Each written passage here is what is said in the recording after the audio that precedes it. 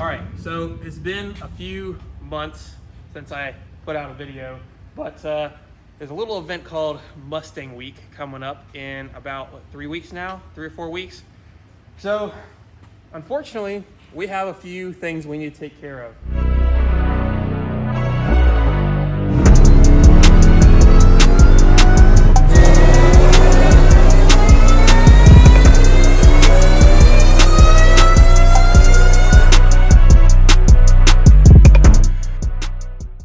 For a little bit, old girl was on daily driver duty. The daily decided to blow transmission, which was fun. I guess daily driver duty put a little bit of wear and tear on the car.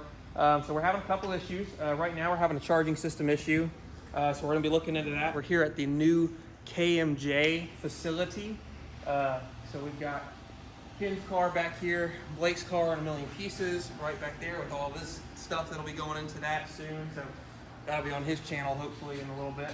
But we're gonna go ahead and get the car up in the air here on his lift and see if we can start taking care of some of these problems that the car's having. What's wrong with it? It ain't got no gas in it. No wonder your alternator's not working, buddy. Look at the small pulley. It's just pushing no voltage, bro. All right, guys, you've probably seen me a couple times on Bradley's channel and on Andrew's channel as well, or my channel, Certified Rippers. As you see, I make a lot of content on my Terminator.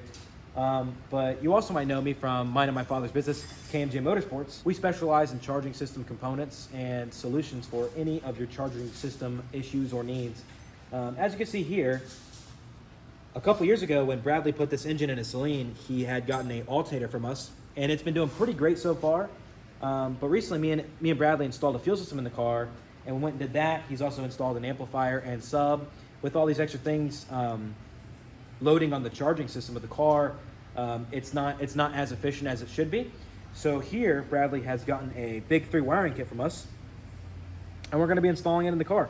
So our Big 3 kit has a substantial 1-aught welding cable that we use to replace the factory cables that run to the battery and the battery to the fuse box. Also, we have some additional grounds we can add as well.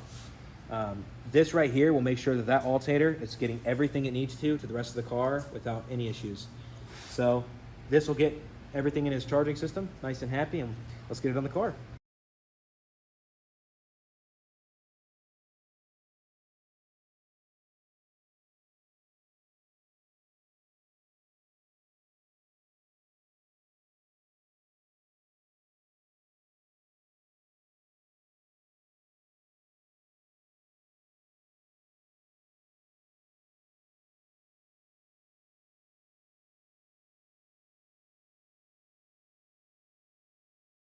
We found a good way to kind of hide some things down in there. So the fuse is down here. This is the power wire coming from the big fuse box. There's a 200 amp fuse there. And then we got the power wire, and we loomed it some nice loom. And then we've got the alternator sitting right there. And Blake's just making a couple little adjustments real quick just to get it sitting nice. But that's pretty much how we're sitting there. So I think we're just about ready to be able to put the belt back on, and we'll go ahead and take care of the grounds. The brothers are mean mugging over there. First ground going in, so we're putting it there on that bolt, which is where looks like the ABS module mounts. It's not the best. It's not the best possible area you could ground it, but that's just like a quick and easy place that I like to use. Right. It grounds through the bolt.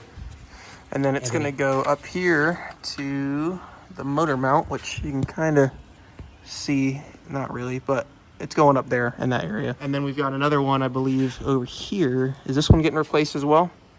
This little ground, or are we leaving that in place? We'll leave that there. Okay. Just ground it differently. Gotcha. Okay. So, I mean, we can never really have too many grounds. Yes, sir. So here is our ground wire. It's running here from the frame rail right by the ABS. And then it's going all the way up there to the motor mount. So that takes care of that. So it's been a couple days since we installed the Big 3 kit on the Celine, and I wanted to give you guys an update of how it's doing. On the way to Blake's shop, the car was charging in the high 12s, low 13 range in terms of voltage, with occasional dips to the low 12s and high 11s. That's just with driving the car normally, you know, with AC on, you know, radio not all the way up, not going crazy driving down the road, just cruising highway speed, AC on, like someone would normally, normal driving. After we installed the Big 3 kit and on the way home, the car charged in the high 13s, low 14s, with the lowest number I ever saw being a low 13. And that was, of course, me putting a lot of stress on the system, trying to see if it would choke out, and I never had that problem. So I can say without a doubt that the big issue and the reason why the car was not charging properly and I was having these voltage problems was the lack of good, sufficient grounds to power everything we've got going on. I mean, we've got 2 big fuel pumps, we've got the sub and amp, we've got all sorts of other things kind of going on, things that run on constant power like my radiator fan, we've got the intercooler pump we got to power, we've got the heat exchanger fans that we've got to power. So there's a lot of power being used by this car, and we know that the alternator was big enough to handle it, we just didn't know why we were having these issues. Of course, now we know that grounding is super important. And so if you're having some of these issues and you have a brand new alternator or even an alternator from KMJ, you might want to look into getting the Big 3 kit if you don't already have it. It will probably solve most of the issues, if not all of the issues that you're having. That wraps up this video of installing the Big 3 kit though. I hope you guys enjoyed it. I hope it was helpful if you're looking to install one, or maybe you're thinking about buying one for yourself. Leave a like, drop a comment.